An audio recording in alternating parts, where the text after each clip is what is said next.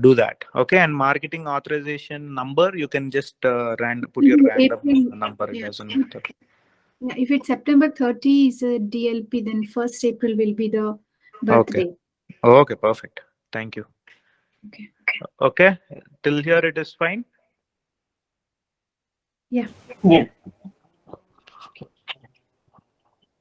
Okay, perfect. You can see the screen, right? It's not done. Please confirm if you can see the screen. Yes. Yeah. Okay, so the title page should have, these are some of the things that you need to keep it in mind so that it is easy to for you to recollect. The date of the report, the medicinal product, the IBD of the report, okay, the reporting interval, and the MAH name and address, which is you can put it as your your name, pharmaceutical, right, Priyanka Pharma, and then you can have your own address. Okay, and mention it as confidential. That's it. That's the title page. Okay, now we enter to the main part, which is executive summary. So here under executive summary, what are you? Executive summary is nothing but, for example, you have your CV, right? So in your CV, your resume, you write a number of things. You write your education, you write your about your what do you call your job experience, all that, right? Married, single, their birthday, mobile, this, that, all the information that is required, you have that format. So similarly, when you have to write a summary of your CV, right, what how do you represent? You would just make the important points as just, right, I am a medical doctor, 17 years of experience in pharma covigilance, right, and then what all fields you worked on, these right databases that you have worked on, right, the companies that I worked for before, all this, correct? So similarly here, executive summary is nothing but the gist of all the 20 sections that you write in the PBRER would be presented here, so that the regulators would have an idea on what it is. Got it? Yes. Yes. Yeah. So this would have introduction. Introduction is nothing but the opening comment on what is the this report written for. This, I mean, aspect of what is the template that is followed, what is the period that it is you're writing for, right? Reporting interval, and then the medicinal product. Once you come to the medicinal product, okay, whichever field I'm telling, make sure that you relate it with your assignment and think about what you need to write. Okay, and if you have any doubts on how to find that particular information, let me know, I'll specify it. Okay, so regarding the medicinal product, so where will you find the medicinal product? In the product label.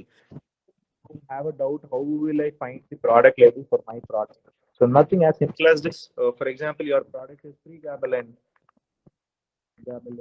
Just type pregabalin SMPC and you will find the first one, right? Here if you see pregabalin 150 mg SMPC medicines.org.uk.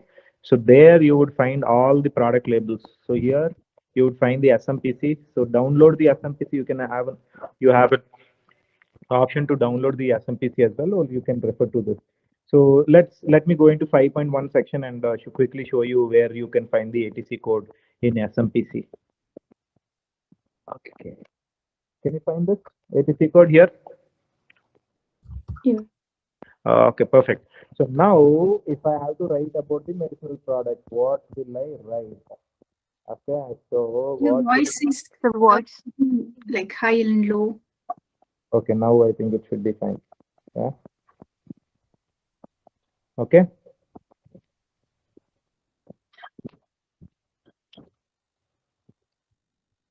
Okay, so now I need to write about the product. So what will I write? A product pregabalin is indicated for treatment of peripheral and central neuropathic pain in adults. It's used in epilepsy. It is used in GAD, right? And then the mechanism of action. Where will I find the mechanism of action? I'll have to go to 5.1. When I went to go to 5.1, it will tell me this. It belongs to the pharmacotherapeutic group of so and so, Okay, the ATC code of the product is so and so. The pregabalin is a gamma aminobutyric acid analog, right? All this. Then the mechanism of action. You can copy it from here. Pregabalin binds to auxiliary subunit, blah blah blah.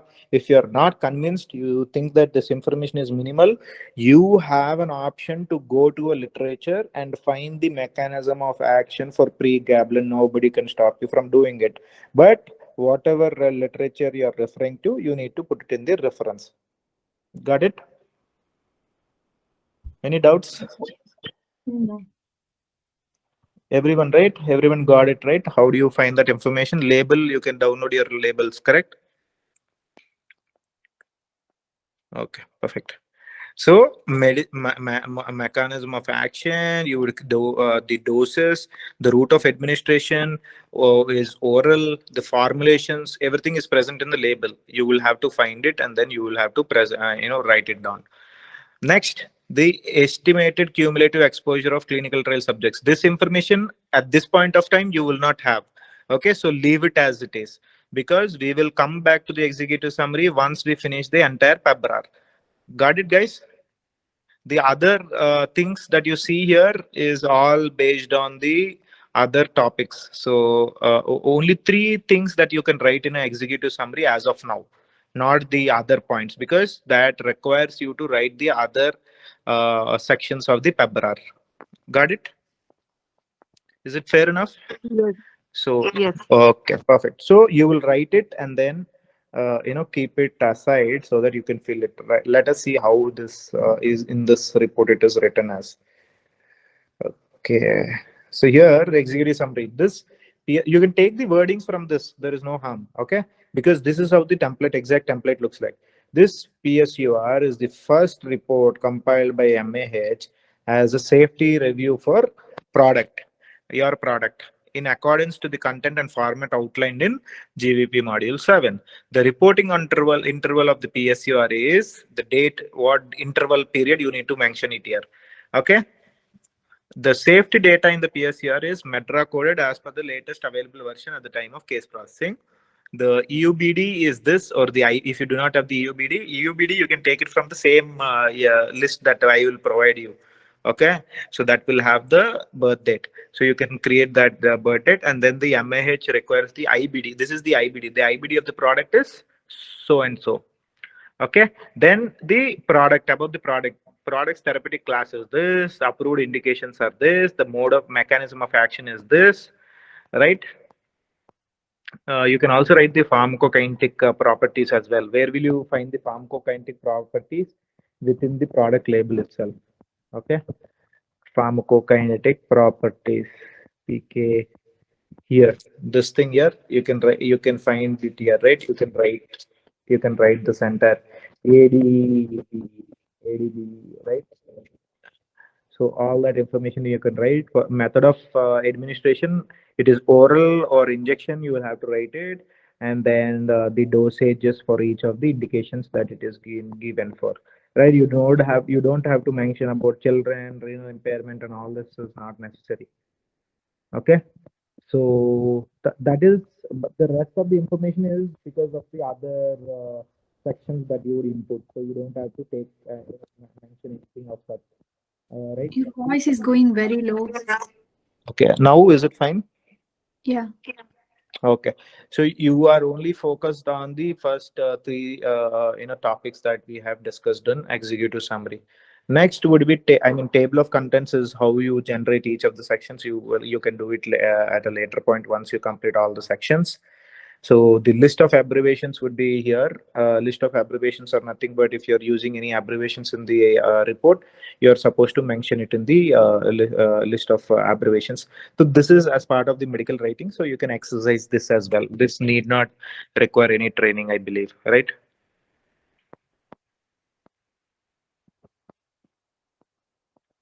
Okay. All good, guys. Any doubts? Is it confusing? So just one thing, EUHBD, will that be the date of authorization in European countries? Exactly. Yes. EUBD Okay. is the date in which it has been approved the first time in the Europe. anywhere in the Europe. Okay. Okay. So next is introduction. So introduction is again very simple, because you would copy the same information that you have written in your executive summary. Okay, because here you would already write about your IBD, your reporting interval, your medicinal product, mechanism of action, therapeutic class, dose, routes, administration, formulation. All this would be provided. But the extra thing that you would write an introduction is about the indication. So for example, what is the indication given for, I have said epilepsy. So you need to mention about a bit about epilepsy, right? What is epilepsy and all that. Where will you find it? You can find it in the literatures, or you can find it in, sometimes you can also find it in your your this thing as well, yeah, a label as well. But most of the times you would not find a clear information. But for that, you can definitely go to a literature and find about that. I mean, what is it, that disease, and how many, what is the incidence and prevalence, right? You don't have to do anything. Go to Google, click pick, for example, your disease is rheumatoid arthritis, indicated for, your product is indicated for rheumatoid arthritis. So you just click rheumatoid arthritis prevalence and incidence in Google. You will find any literature, pick up that literature, pick up the information. What is rheumatoid arthritis, right? What are the amount of patients that are suffering from rheumatoid arthritis? So incidence and prevalence rate you can mention. That's it. And then if you have three indications, you do the same for the other three indications as well. Got it? Any confusion? Any doubts? Please speak up now if you have any doubts. Any doubt, Priyanka, Kavita? No, sir. No. Yeah. Okay. Saili? No, sir. Okay.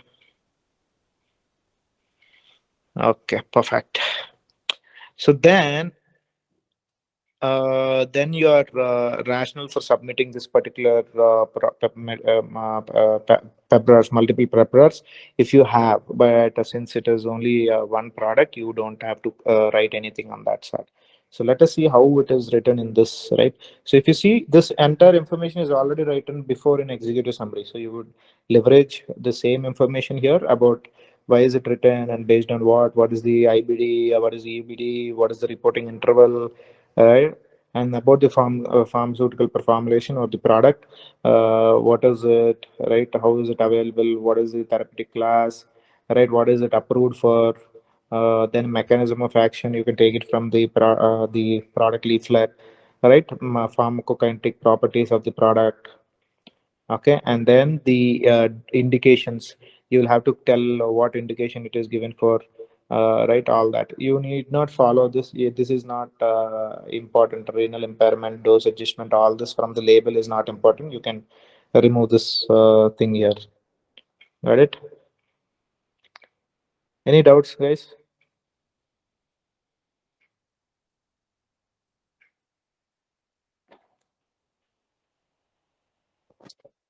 Everybody understand the first section, executive summary, title page, executive summary, and the introduction section? Everyone? Yes. Yes, sir. Okay, Yes, sir. very good. Oh, nice.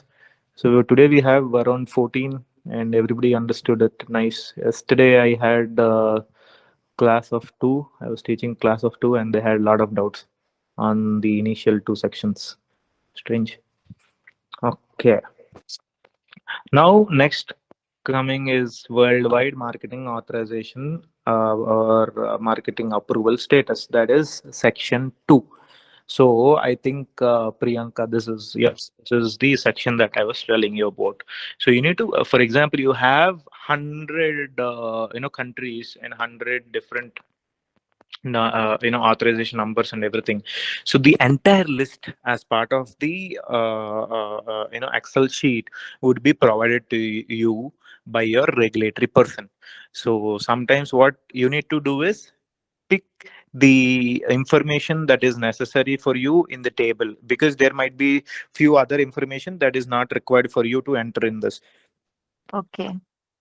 So you will so that will be bit of work for you, but otherwise this entire information would be as it is provided to you by the regulatory information.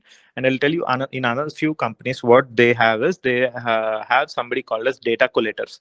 So the data collators would create this information for you so that it is readily useful for you in the aggregate report, so that you can just copy paste it. You don't have to work much on it, because if you see from an aggregate perspective, once I'm telling you all this, you would, after the entire 20 sections, you would say, is this aggregate report? We thought very, high about it. We thought it is very difficult. We thought it is very scientific. Yes, it is bit scientific, but at the same time, it is administrative work as well. You create, you copy. Most of the sections that you find in aggregate reports are, usually copy paste from different other sections. So but the important thing is you need to know where you have to copy paste, right? That is also very important for you to know, and how to present that data is very, very crucial and important. Okay, so over the 20 sections, I would be telling you that this information would be given by this team members. This information would be provided like this. This information can be taken from this, right? So don't think that this is the copy paste is an aggregate report. No, it is not. But then you need to also know where you need to present this and how do you need to present it. Okay. So just one doubt. Hmm. Go ahead. Regarding executive summary, you were telling that if a mechanism of action we feel that SMPC is not sufficient, we can refer to any literature and give the reference. Correct. So, can we do that actually while writing the PBRER, or you told this just for the assignment purpose?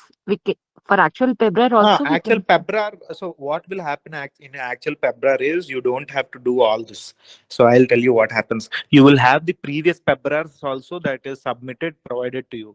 So you will simply copy paste the entire sections. You don't even have to think about it. You can just copy paste. The only things that you would change is the Maybe in that interval review period. period.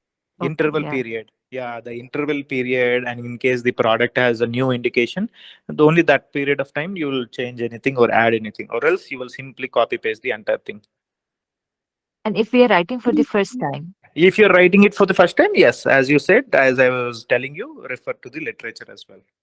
okay, we can do it actually. Okay, thank you. Yes. So even for, so first time means for innovator product, right? Yes, Okay. for anything. Sir, I have a question, like where exactly in database do we have to go to the aggregate reports, or specific for PBRER, where do we have to go? Safety database. Yeah, but is there any Nothing. specific Nothing to do interface? with safety database as of now. Okay.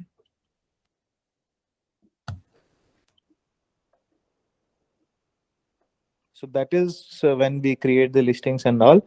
But as of now, there is nothing that you usually there is nothing that you do from a safety database. You will only generate the line listing, but that line listing would be provided by your clinical ops. Your operations team, and would be sent to you. So does it have a different interface? Like like in case we have to present this, we have to send this information to someone to check or anything. How do we go around with that?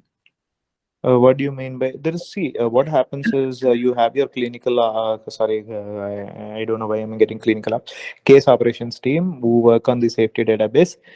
So you will have to give them the criteria, which is the product name, the interval, the DLP, right, and the formulations.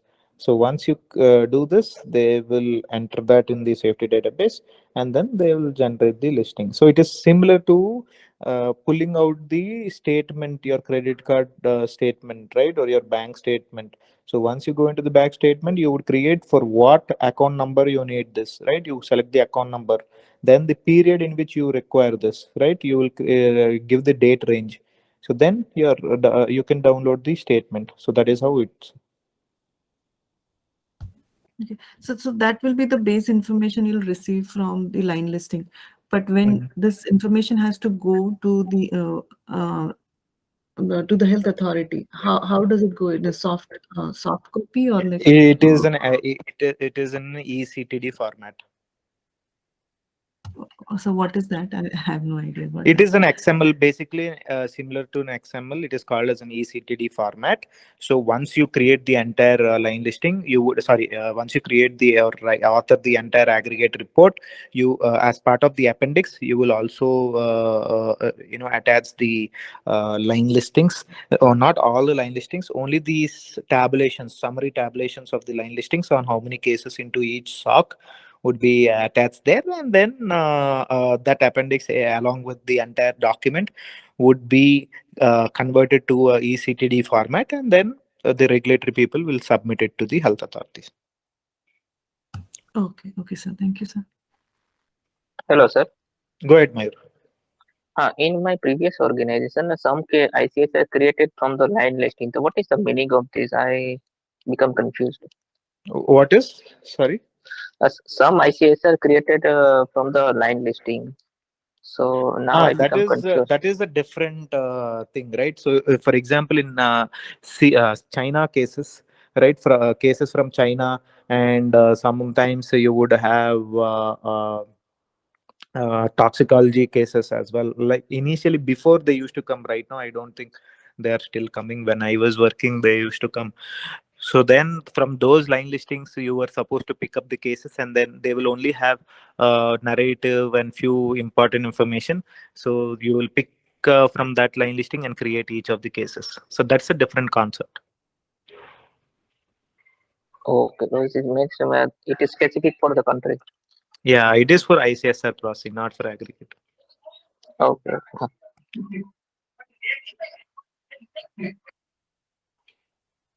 Any more doubts? Is it the Hi. PSUR, the periodic safety update reports prepared will be made public by the company? I mean, No. okay. There is a different format of RMP that can be made public, but not the aggregate report. Okay, thank you. Hello, sir. Go ahead, Poonam. Yeah. So, whatever the line listings are pulled from uh, the safety database. So for that, the narratives are also included in this PSUR. Yes. Yeah, no, no. From the line listings, you will have the narratives also, but you will not. That narratives are only for your reference to read and analyze, not to put that narratives as it is in the aggregate report. Okay, so just few contents may be taken from that narrative. Right? Correct. Yes. Hi, Thank you. this is Shruti. I wanted to ask, like, line listing you mentioned, but what is the criteria is selected? I didn't understand that. Okay. So, Shruti, just think it is as your bank statement or a credit card statement. What would you do if you have to pull your credit card statement? Uh, Credit card means I put the interval period and search for the payments, whatever I paid Yeah, previous. similarly, for the product you're writing an aggregate report, right? For example, I'm writing an Yeah. aggregate report for Abacavir. I will have to, there is a request form that a pharma company maintains. I mean, it depends on the process, but usually there is a requisition form. So under that form, you will have to write who is the requester, which is you. Shruti is the requester. Then the product I would require it for. So Abacavir. What is the formulation? Oral. What is the strength? 50 mg. Okay, and then I will have to write for what period do I need. April 1st to September 30, 2022. Okay, all the countries. Mm. Yes, SIAMs to I would have to select to in what format. Usually for aggregate reports, you would select SIAMs to line listings, SIAMs to PDF. Okay, and the summary tabulations. So once you select all these three, then the whoever I mean the case operations team would give you particularly two documents. One is an Okay. Excel file, and another is a PDF. So the PDF would have narrative and other things, so that you can look into it. And the line listings would have all the details and all the cases in it. Okay, fine. Thank you. Okay. Sorry. So Hello. in Good. okay, go ahead, Mayur. Sir, with PSUR, we have to attach one file. That is PDF or Excel file. With what? Means when we submitted the aggregate report, we have to attach the line listing also. Not the entire line listing, Mayur. It is only the summary tabulations. I'll tell you how that summary tabulations will look once we go into that section.